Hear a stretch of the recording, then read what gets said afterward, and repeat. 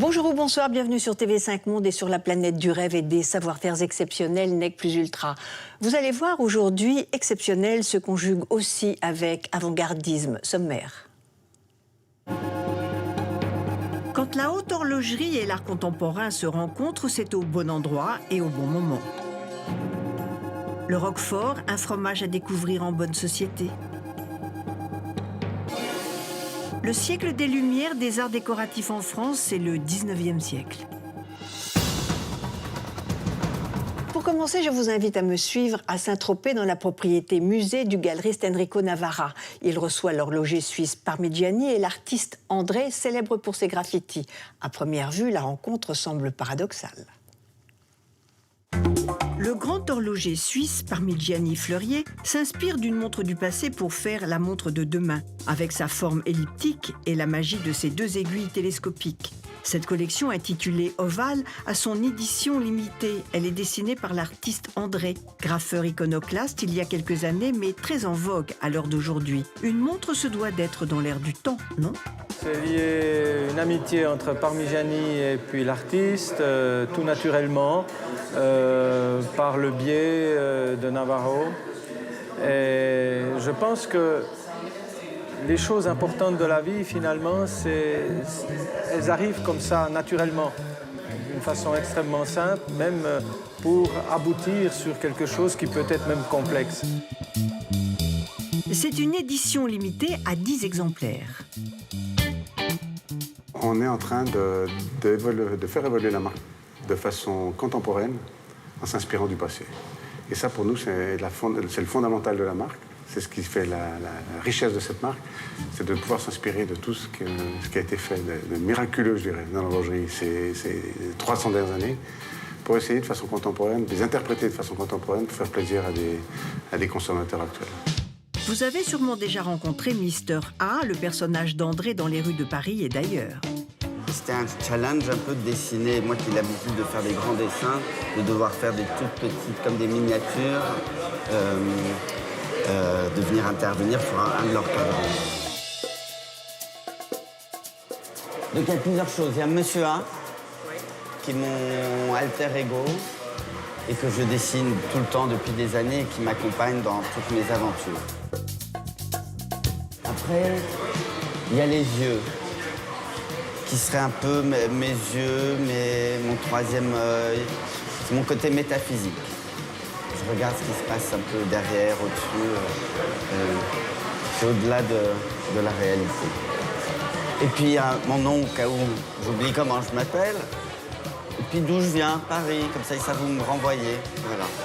Donc, puis, on retrouve un peu mes couleurs, qui sont des couleurs que j'utilise un peu tout le temps. Déjouant les codes de la haute horlogerie, ce cadran original contraste tout en restant fidèle aux codes et aux finitions de la maison. Le client un peu sophistiqué, avec un peu de culture, il est cultivé, il est effectivement plus exigeant. Il est plus exigeant à deux choses. D'abord, il veut des choses originales, il veut des produits originaux, il veut des produits où la créativité est importante, et il veut des produits rares, c'est-à-dire des produits qui ne sont pas produits en gros volume, pour ne pas avoir le même produit que tout le monde. C'est dans l'incroyable Villa Navarra, lieu unique entre habitation et galerie d'exposition, que Parmigiani Fleurier présente sa collection. Cette montre, qui est une montre, je dirais, un peu plus culturelle, on s'est dit, tiens, l'endroit idéal pour présenter cette montre, c'est chez Enrico Navarra, ici, au MUI. Et puis, ça s'est fait très vite, hein. Un lieu rare, pour des personnes rares, et surtout, ça c'est personnel, je trouve que cette montre, c'est une montre du soleil. C'est une montre du soleil parce que c'est une montre qu'on voit bien portée par des gens qui habitent au bord de la mer, qui sont au soleil, qui sont en Amérique latine. Je vois plus nos clients là que dans le nord de l'Europe. Ce qu'il y a d'intéressant, c'est que, voyez-vous, cette galerie aussi, elle est totalement intégrée dans un endroit qui n'a, on pourrait dire à première vue, rien à voir. Hein? Mais quelque part, c'est aussi savoir choquer, savoir marquer, savoir se différencier. Je pense que tout ça, ça aide à faire avancer l'art. Entre ancrage et créativité, d'un geste, le ton est exalté. La marque de Roquefort la plus célèbre du monde fête ses 150 ans. C'est l'occasion de visiter ses caves luxueuses et de faire le point sur l'évolution de sa fabrication.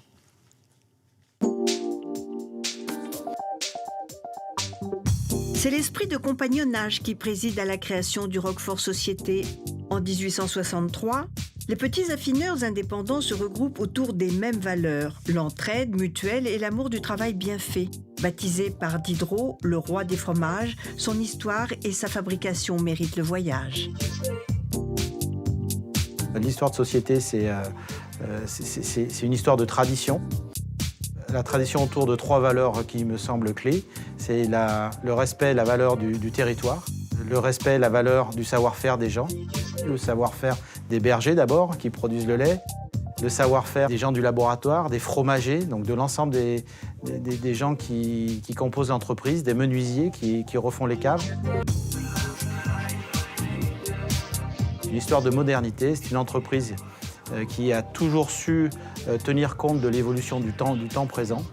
Donc c'est chez ces sociétés qu'a été créée la première machine à traire, les brebis. Et la 3e valeur, c'est naturellement le produit, c'est le Roquefort.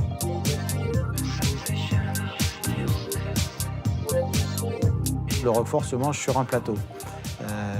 Mais quand même, il y en a aussi beaucoup qui s'utilisent en sauce.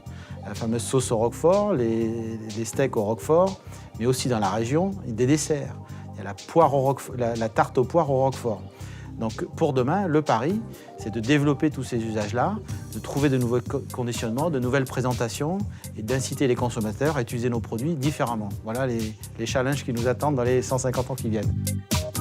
Haroun Tazieff, malgré tous ses efforts, n'aurait pu prévoir que dans 150 ans, on mangerait de la glace au Roquefort.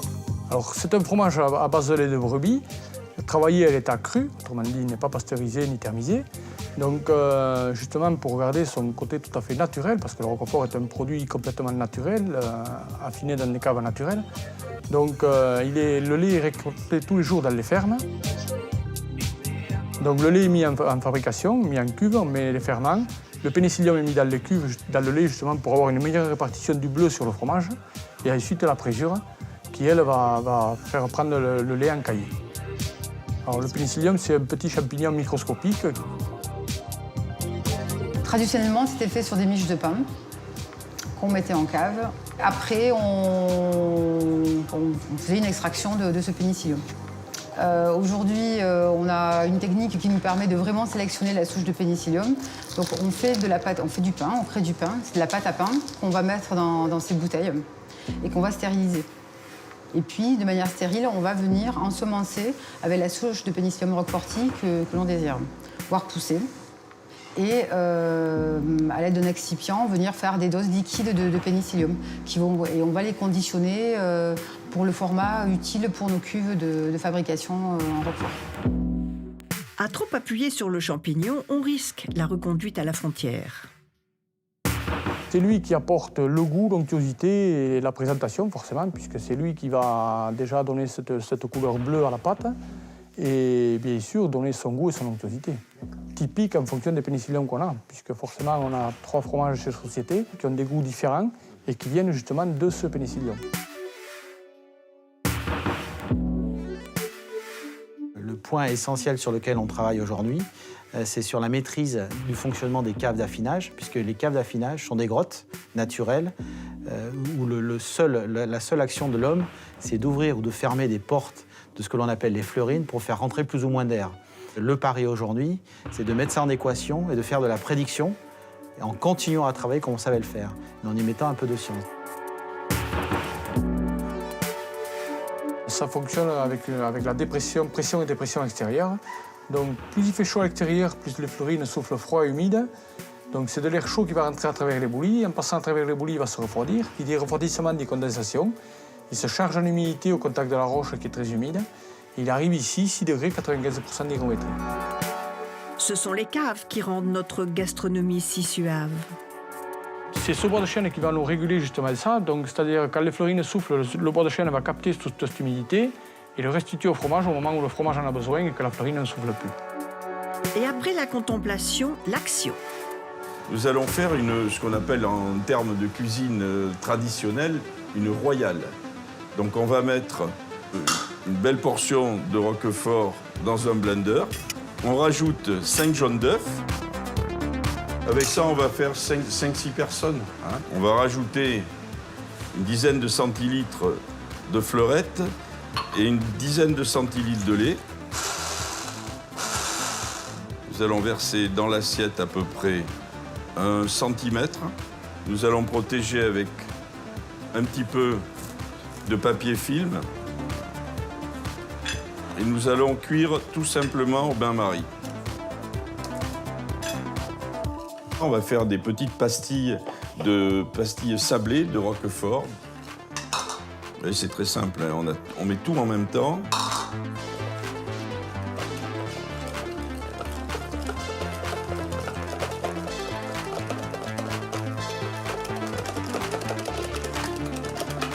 Il faut tout bien rompre. Des sablés et une sauce au roquefort qui viennent tonifier cette salade aux couleurs d'automne.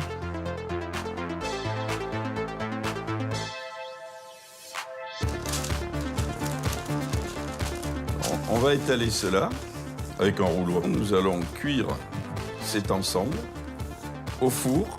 On fera avec un emporte-pièce des petites pastilles qui viendront se placer dans la salade froide, mais qui seront croustillantes et un peu sablées pour ramener justement le côté croustillant dans la salade et avec le moelleux qui est dessous.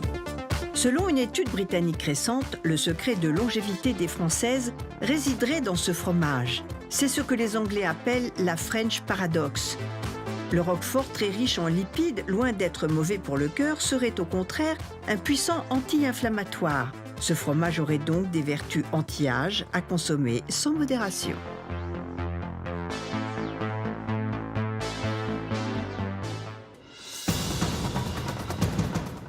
Chacun ses élégances, celle de l'antiquaire Michel Guichadlo, c'est sa spécialité, les meubles et objets du 19e siècle. Il partage avec nous sa passion rencontre. Michel Guichadlo, dernier du nom de 3 générations d'antiquaires, fait culminer la passion familiale avec sa galerie dont la renommée internationale témoigne de l'excellence de la collection.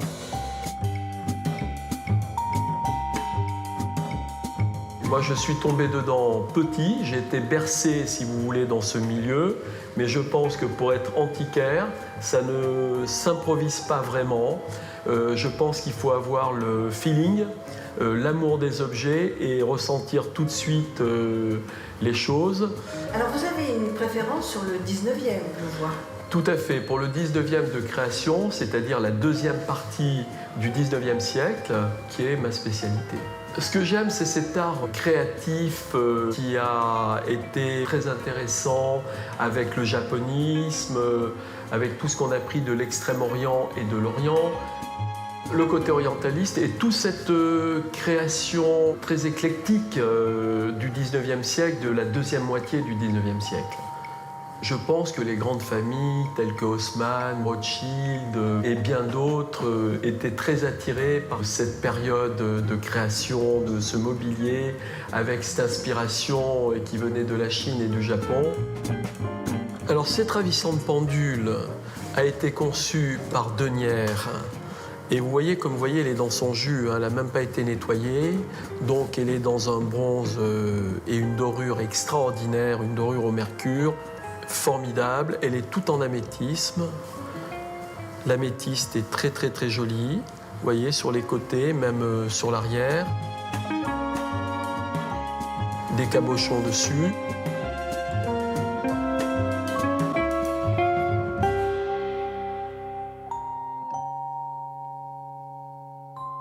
Il y a cette effigie en calcédoine bleutée d'époque romaine. Et donc cette pendule a été offerte au comte de Bordeaux, Henri V, pour la naissance d'Henri V.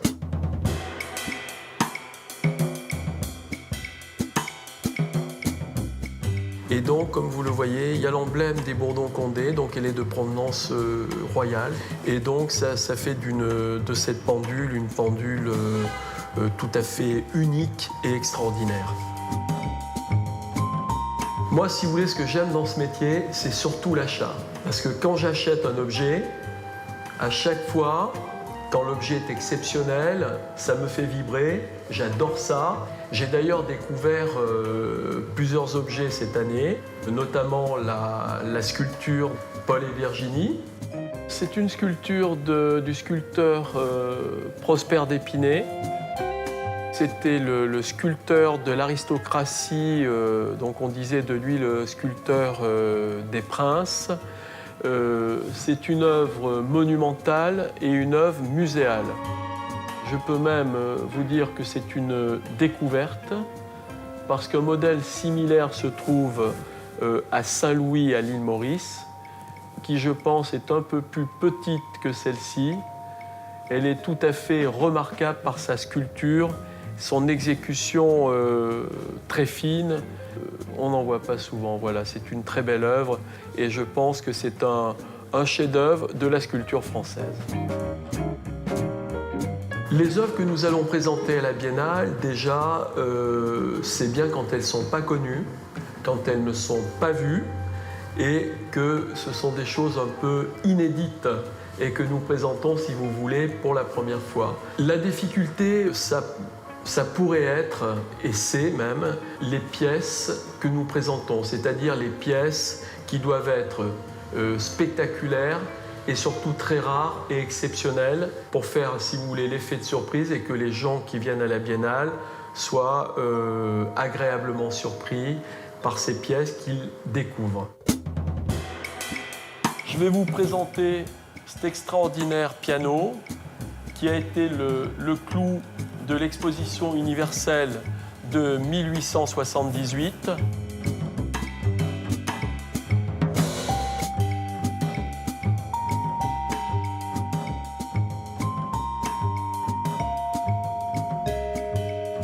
Les peintures sont donc de Juan Antonio González.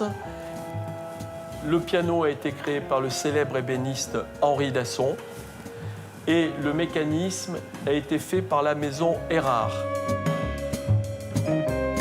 Ce piano est une pièce unique au monde, ce qui en fait un chef-d'œuvre absolu de la Belle Époque et de l'art français. Michel Guichadlot est le fervent ambassadeur de cette époque où les meubles et les objets deviennent spectaculaires par leur créativité et la finesse de leur fabrication. Une audace et une richesse d'expression qui justifient que cette époque ait été baptisée la Belle.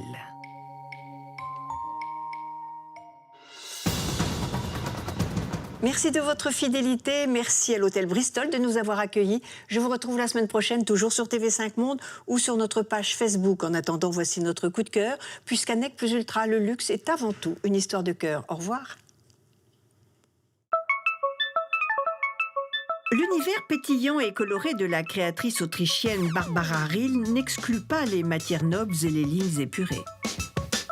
J'ai envie de faire communiquer cette énergie extrêmement positive, se concentrer dans mes sacs. Et je pense que ça marche.